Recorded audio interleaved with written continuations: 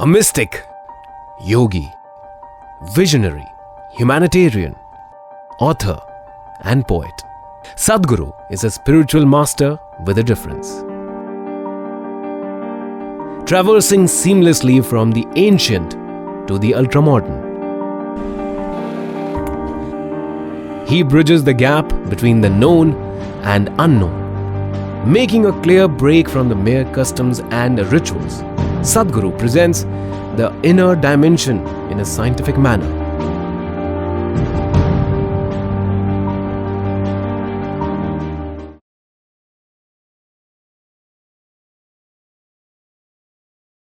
Generally, all of us have about the same sized skull.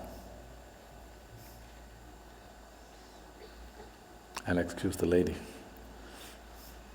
To a large extent, most human beings have enough brain material in their head. Everybody, except somebody who may be severely deformed at birth.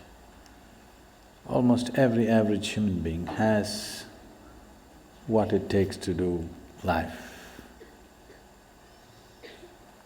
But why is it that one person's brain sparkles with genius, another person's brain sparkles with pain and suffering and tension and stress and whatever else? All the ugliest things that nobody wants happens in people's minds. So is it a question of higher intelligence? Is it a question of some magical influence from somewhere? Or is it a question of bringing the necessary balance within yourself so that you become available to the magic of life? A skewed intelligence, however smart it may look on the periphery, cannot make this life happen beautifully. Above all, balance is needed. Balance on all levels. Otherwise, our very body and our very brain will function against us to a point where the only idea or the only form of relaxation today in the world, either there's sleep or drink or drug, all you're trying to do is to be brainless for a period of time. Because brain has become such a nuisance. If you didn't have one, you would be at least peaceful. Yes.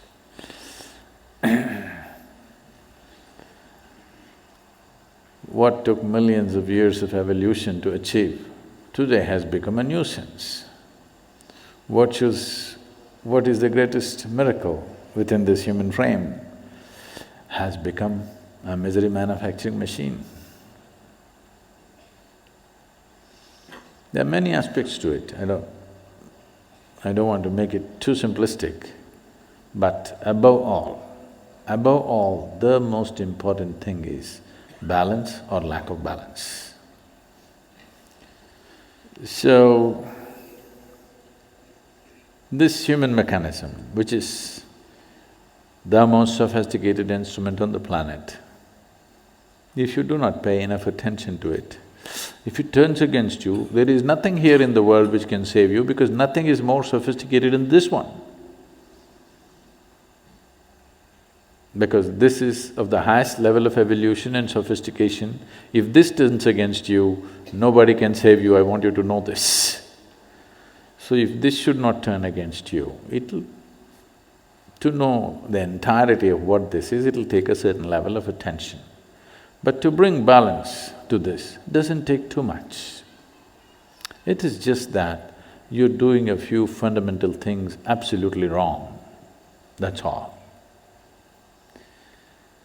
To know the entirety of what this is, that's a whole lot of Attention, time, education, assistance, guidance, so many things are involved. But to bring a reasonable sense of balance into you, it doesn't take much. You're doing a few things basically wrong with life.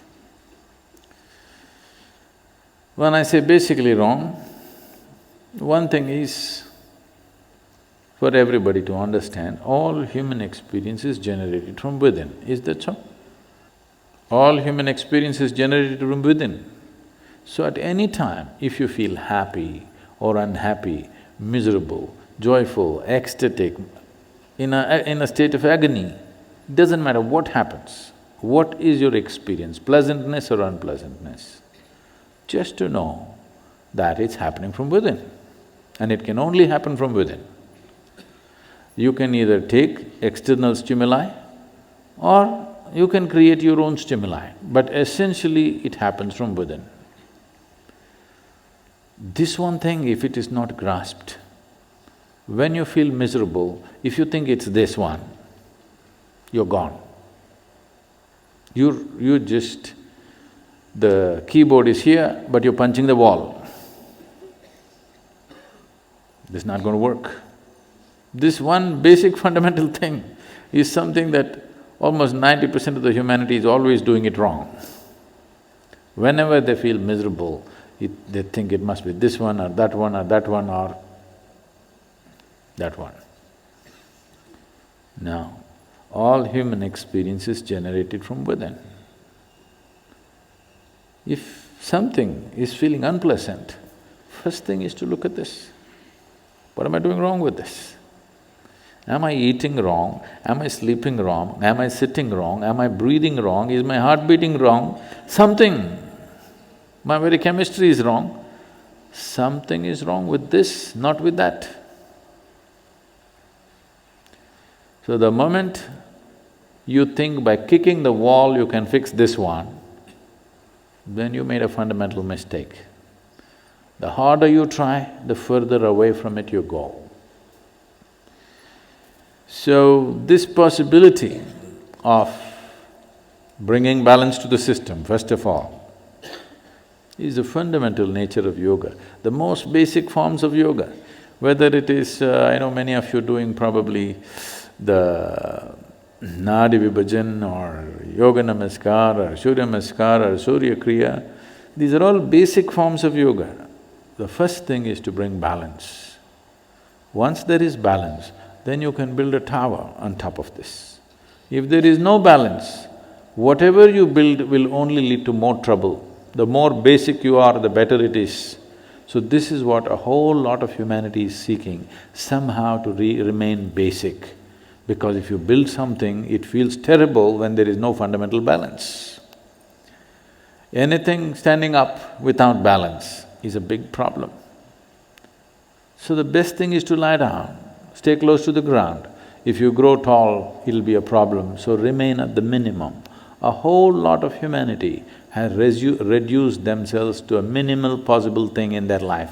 If I don't get into trouble, that's good enough. A whole lot of humanity. This is a serious waste of evolutionary work. What has happened on this planet in the last few million years to evolve life from its simplest form to what it is today, just wasting the entire process. And Mother Earth is not going to let you get away with it. You will pay the price. If you try to make life go backwards, it will make sure you pay the price. So instead of trying to do this, that, so many things, first thing is to do something to bring balance. First step is just this, that everything that I generate from within me in the form of experience, sensations, painful, pleasant, wonderful, horrible, whatever I go through is essentially generated from within me and nobody else but me. Others may help, you know. Others help. If you're miserable, some people will fuel it and help. If you're joyful, some people will fuel that and help. There are different types of people around us. They assist you as they know their life. But essentially, it is your making. This is the fundamental aspect of yoga. The first teaching that came out was that it is your karma. That means it's your making. Your life and the experience of your life is entirely your making. If this one thing doesn't sink into absolutely, you will not make the necessary changes. You still think, yes, I know it's my karma, but you know, my husband, what he did. You can't fix this. First you understand, this is my making, entirely my making. The moment you see it, you have the ability to change it. I see it, but you know what they did to me yesterday? Now you can't change it. It doesn't matter who did what. What is happening within you, your experience of your life is entirely your making. This is your karma. Karma means not something that drops upon you from somewhere. Karma means your action, it's your making, it's your doing. So if you just said this one thing, creating the necessary balance will happen automatically. Once there is balance, then you would want to try many things. Otherwise, I'm talking about so many things up there in the sky, you will only be a spectator. You will not be the one who flies. You will only be a spectator because when there is no balance, you don't want to go 3 inches above the ground. So this is one fundamental thing. We've been talking about this in many forms. But if you want to make the full scope, if you want to make use of the full scope of this body and this brain, of this human possibility, of this consciousness that we refer to as human being, then first thing is this, that you understand and fix it within you absolutely that the quality of my life is entirely my making and nobody else and nobody else. If you fix this one thing, balance will come. Once balance comes, I'm impatient to take you to places where only people with balance can walk, others cannot.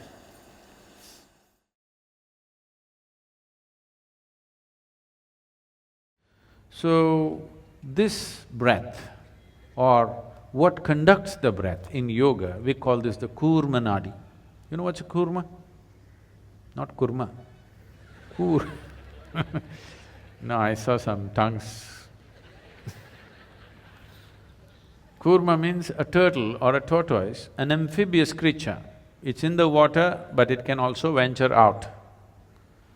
So, you can become an amphibious creature if you master this kurma nadi. That means you're in the body, but you can be little outside the physical nature, because this is your desire.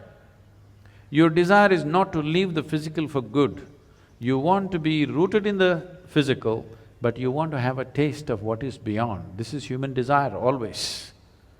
In trying to see everything that you're doing, please look at this. Whether you are going out to conquer the world, you get married, you bear children, you do this, you drink, you go to temple, you drug, you do whatever the hell you want. Essentially, all that you're looking for is, you want a bigger experience of life, isn't it? Yes or no? The only way your life's experience can be enhanced is by expanding your perception. If your eyes can see something that it cannot see right now, your experience is enhanced. If your ears can hear something that you cannot hear something right now, your experience is enhanced. In like this, if your perception is enhanced, only then your experience is enhanced. Otherwise, you're only going on imagining things within the limited data that you have already gathered. Yes? The only way to enhance is to expand or to come out. So kurma nadi, this breath is referred to as kurma nadi because if you use it properly, you can become like an amphibious creature, that you can be in the body but you can venture outside. This is like a rope. Let's say we pull out your breath right now. If I take away your breath, what will happen? You and your body will fall apart.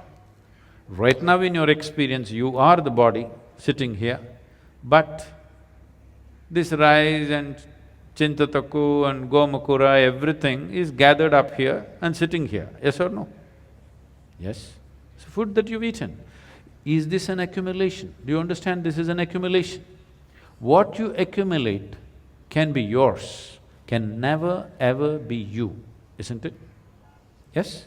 I can say, this is mine, this is mine, this is mine, but if I say, this is me, this is me, this is me, lost it, isn't it?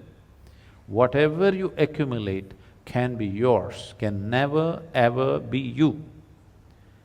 So the moment if I pull the breath away, then you and what you have gathered will fall apart. You and your body will fall apart. Or in other words, it's the breath or the kurmanadi which ties you and your body together. When we say kurmanadi, we're not just talking about the passage of air. Right now, you're incapable of experiencing the breath in the sense, see, right now, if you watch, you think you're watching the breath, no. You're only noticing the sensations caused by the passage of breath. You're not capable of knowing the breath itself. So the breath or what sets up this pattern, what directs this pattern, that we are calling as kurmanadi. If you have some mastery over that, you become an amphibious creature. That is, you are rooted in the physical, but you can venture out. If this much freedom arises in human life, suddenly you know there is another possibility, that there is something beyond physical nature. Whatever you're going through within this physical cocoon is not everything, you know a completely different dimension of life. If this one thing you know, if you have a moment of experience beyond your physicality, death is not an issue, isn't it? If you know life beyond your physical body right now, death is not an issue. Death is a big issue because you know nothing beyond the body. When they threaten to take it away, there is terror in people simply because everything that you know is going away. If you knew something beyond the body, suddenly this would not be such a big problem. And it is not a problem. It is a solution for all our problems that we are mortal. If you are here, let's say next million years you're not going to go, that is a problem, isn't it? We must live our span and we must go, that's a good thing.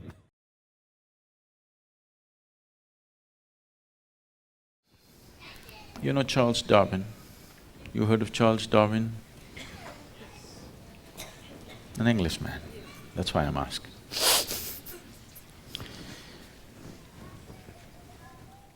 200 years ago, born, but about 150 years ago, he said, you were all monkeys, not me, I'm not saying that. He said that. You were all monkeys, your tail fell away, you became human, you know the story. When you were a monkey, you did not aspire to be human. Nature just pushed you on, you did not choose. But once you become human, if you want to evolve from here on, you have to consciously evolve, otherwise there is no other way. When I say you have to consciously evolve, what you call as human is not an established state, it's a flux. This moment, you can be godlike, next moment you can be a brute. You have seen with yourself, this moment you're wonderful, next moment you're nasty, next moment you're beautiful, next moment you're ugly. Is this not happening to you? So, a human is not a being, he's a becoming. He's an ongoing process, nothing is fixed. You can be whichever way you want to be. This freedom that you have, that you're not fixed like every other creature on this planet, if you're aware, this is the greatest benediction because you can make yourself whatever you want. If you're unaware, this is the greatest curse. Humanity is right now suffering this freedom. Humanity is not suffering bondage as people are saying. Humanity is suffering its freedom. If your life was also fixed like every other creature, you would have gone about without any stress, you didn't have to do yoga, isn't it? Isn't it so? If your life was fixed like every other creature on this planet, you wouldn't be stressed. Only because it is not fixed, you can be anything you want, anything, just about anything can happen in your mind. This is why the stress, isn't it? Being human means, see, suppose a tiger is born. A tiger is not sitting and worrying how to become a good tiger. Just get enough food, he will become a good tiger. He is not worried, will I become a good tiger? Will I end up as a house cat? No such problems. You're born as a human being, but still how many things you have to do to be a good human being, and still you don't know where you belong, isn't it? Only in comparison with somebody you can say, compared to this person, I'm little better. By yourself, you don't know where you belong, isn't it so? Isn't it so? Because what is human is not an established state. It is a possibility. It is not a fixed state. If this possibility has to be made use of, there is a whole system of understanding that needs to happen. Understanding the mechanics of how this life functions and what we can do with it. This mechanics, this technology, this science, we are referring to as yoga.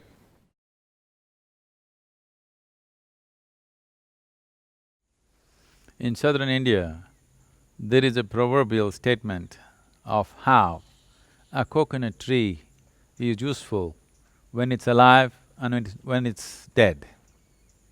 Every part of the coconut tree is useful even after its life. Similarly, a human being has opportunity that when we are alive, we can be absolutely useful and contributory to life around us, and similarly, we can be even after life is up. Organ donation is such a possibility that if we can make a difference for another life, even after our life is over, it's a great possibility that human beings should make use of. In our culture, there is no glorification after death. Within a few hours after a person's demise, his body is anyway burnt. Cremation is the way. So when that is so, if we can make use of the dead people's organs to transform another life, it's definitely a wonderful thing. But there is also another dimension to this. Every human organ is designed to last a lifetime. Why are we developing a culture that human organs are failing halfway down? So this is a culture that we have to develop, that individual people have to take responsibility to see that their bodies last for their lifetime. Bringing that culture also is important. You drink your liver to rot and then you want somebody else's liver, this could generate an unhealthy trend. And there is also a marketplace which will evolve out of this, and that could open up many dangerous possibilities. So organ donation is a fantastic thing on the individual basis, but on the larger context, we must be conscious and careful to see that this wonderful act of making a difference for another life does not develop into a huge market and bring all the other ugly things associated with it.